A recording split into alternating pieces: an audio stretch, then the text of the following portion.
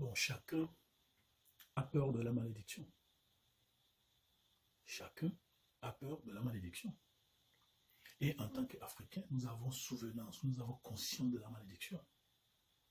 Mais comment devient-on maudit? Comment est-ce que quelqu'un dit quelque chose, que je l'entende ou pas, que je le voie ou pas, la chose arrive-t-elle à me affecter? Quelle est cette parole qu'on dit et qui arrive à transformer, à métamorphoser le cahier de charge que la nature ou que Dieu a pour moi avant que je n'existe? Comment est-ce que la parole arrive-t-elle à affecter la vie d'un individu? Oui, les médecins, vous comprenez ceci mieux que moi. Parce que vous nous dites que chaque maladie est psychosomatique. C'est-à-dire, la chose se passe dans l'esprit ou dans l'âme. Et une fois que ça commence là, ça affecte le corps. C'est la même chose, ça c'est le processus de la malédictionnalisation d'un individu. C'est-à-dire, on vous conjure, on force votre âme à comparaître spirituellement, manu militaire, spirituel, dans une arène quelque part, où on lui dicte des choses qui transforment le corpus même de son design naturel, imago Dei. Alors, on vous l'a dit, chaque famille a un esprit de famille. Et c'est cet esprit de famille qui détient vos bases de données. On l'oblige, on l'invite, on les séduit à soumettre vos dossiers qu'on manipule par des paroles incantatoires. Mais il y a deux types de malédiction. Et en hébreu, nous avons deux mots que nous connaissons bien. Il y a avon. Avon, c'est la malédiction des pères et des pères. Vous n'étiez pas présent. Mais votre grand-père a fait quelque chose ou on lui a fait quelque chose. C'est-à-dire, on peut avoir une malédiction personnelle, voulue, volontaire, et une malédiction non voulue. Mais la malédiction grand-paternelle, vous en êtes innocente. Vous n'étiez pas là. Mais ça vous affecte. Les Hébreux l'appellent avon. Et maintenant, je peux me maudire de manière personnelle. Ça, c'est à travers mon comportement. Ou j'offense quelqu'un. Ou je ne plais pas à quelqu'un. On l'appelle chata. Et vous avez, vous les adjatadou, vous avez les deux mots. Avon, amio divon, ame vondioni ou on a vonto. C'est-à-dire, c'est génétique.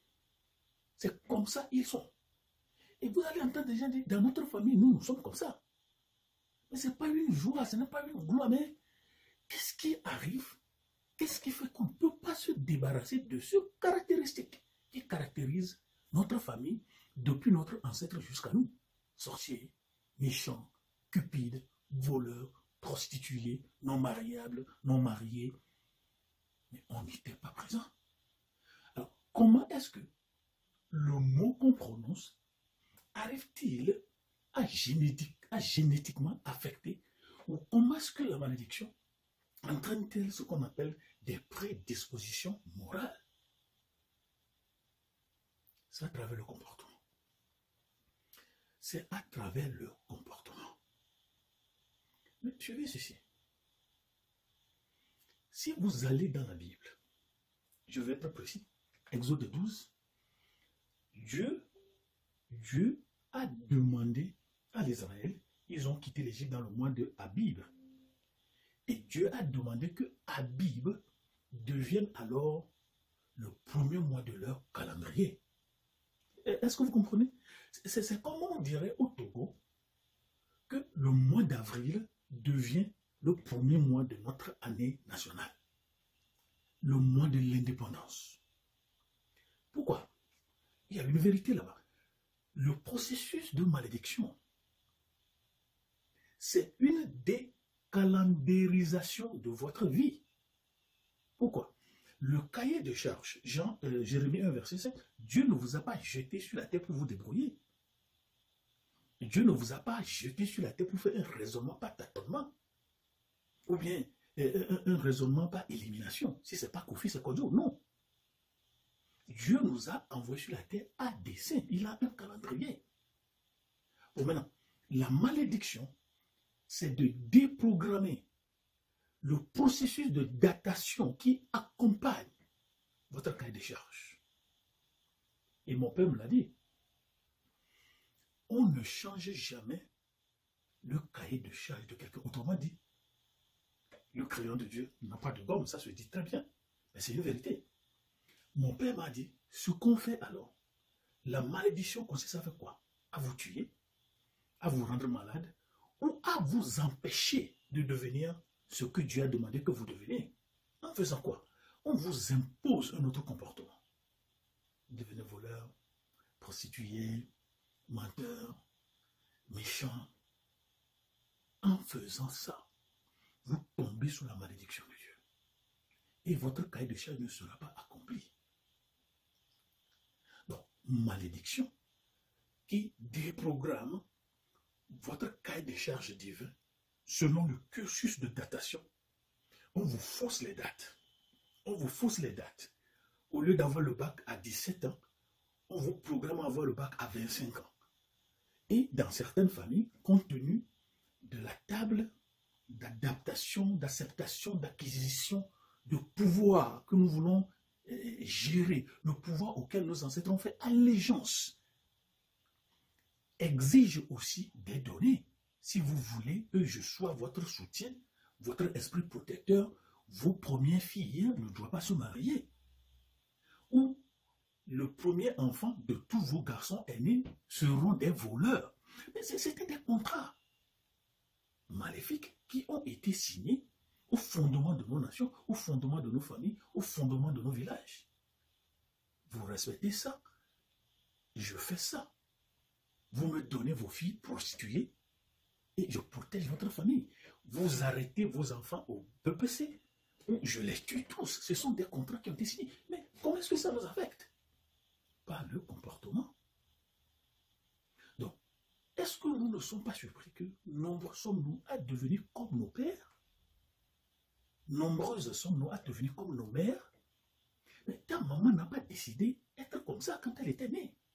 Ce sont des choses qui nous arrivent de façon inconsciente, mais qui sont des dictées de la déprogrammation du cahier de charge que Dieu vous a conçu.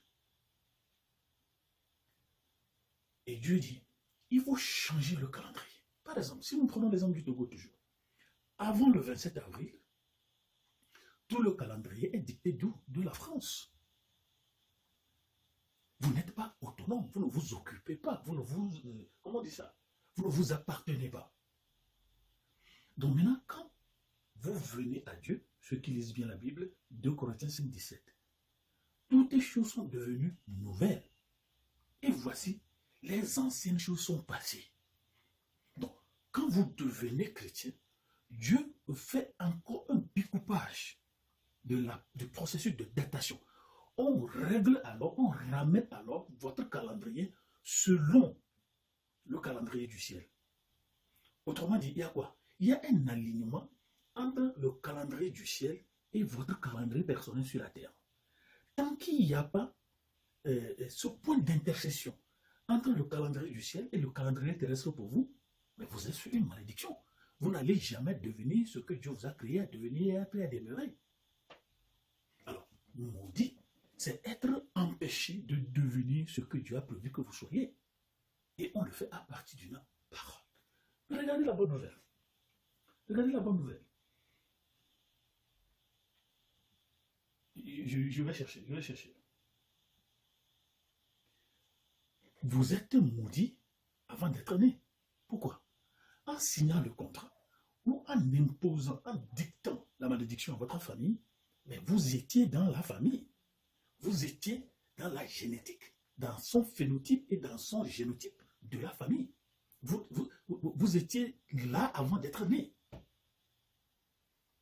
Et c'est pourquoi Colossiens 2, verset 14 a dit quelque chose. Il dit, l'acte dont les ordonnances nous condamnaient, l'acte dont les ordonnances subsistaient contre nous. Il y avait des choses qui nous condamnaient avant notre naissance. Ça, c'est la malédiction. Il y a des choses qui subsistaient contre nous avant notre naissance. Nous n'en sommes pas responsables, nous n'en sommes pas témoins. Mais c'est la transmission génétique, comportementale. Donc, la Bible dit, Jésus a effacé l'acte dont l'ordonnance nous condamnait et qui subsistait contre nous. Autrement dit, lorsque vous acceptez Jésus, son sang permet alors de nettoyer la malédiction et de reprogrammer ou de ramener votre processus de datation divin par rapport à votre vie actuelle. Autrement dit, vous n'êtes plus ce que vous étiez. Or, la malédiction, c'est que vous restez ce que vous étiez. Est-ce que c'est clair? Quand vous devenez chrétien, vous n'êtes plus ce que vous étiez. Vous êtes devenu ce que vous êtes supposé être et devenir et rester. Mais la malédiction vous met, vous garde dans le plus que parfait. L'acte dont l'ordonnance nous condamnait a été effacé. Donc, vous avez des expressions et on dit comment est-ce que Jésus a effacé la malédiction? En la clouant à la croix. Donc, c'est la croix qui a démalédictionnalisé nos malédictions. Donc, nos pères ne vont pas manger des raisins verts et que nos dents en soient agacées. Est-ce que vous pouvez dire aujourd'hui, quels que soient les raisins verts que mes grands-parents ont mangés, mes parents ont mangé, Jésus pas ta croix, mes dents ne seront pas agacées? Est-ce que vous avez compris? La malédiction a été levée. Jésus l'a cloué à la croix. Donc c'est à vous de venir à Jésus. Dis à Jésus, oui, ma famille est maudite. Chaque famille est maudite. Chaque famille est maudite. Et moi-même, j'ai ajouté mes malédictions personnelles. Pas les choses que je fais, pas les choses que j'ai dit.